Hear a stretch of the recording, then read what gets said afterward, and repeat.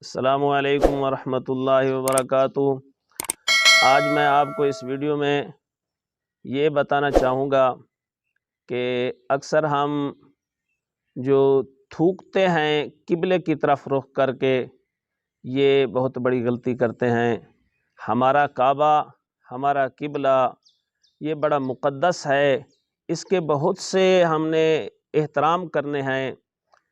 Number ایک تو جب ہم تھوکیں تو ہمارا تھوکتے وقت منہ یا تھوک قبلے کی طرف نہ جائے۔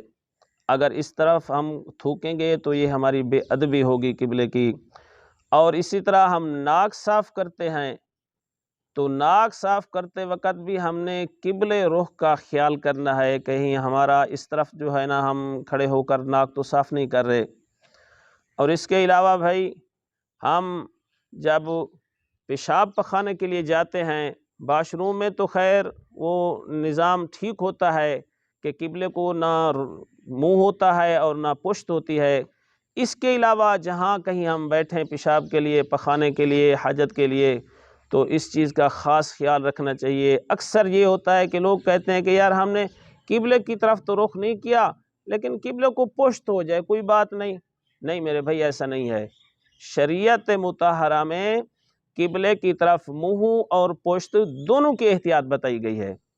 پیشاب کرتے وقت، حاجت کے وقت ہم نہ قبلے کی طرف رخ کریں اور نہ ہی قبلے کی طرف پشت کریں، اس چیز کی احتیاط کریں۔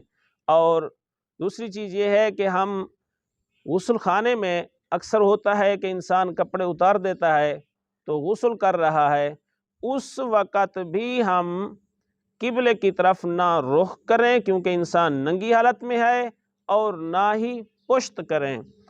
ایک اور بات، شادی شدہ حضرات وہ جب اپنی بیوی کے ساتھ لیٹیں تو ننگے ہونے کی صورت میں بھی قبلے کی طرف نہ رخ ہو اور نہ ہی پاؤں ہو نہ ہی پشت ہو۔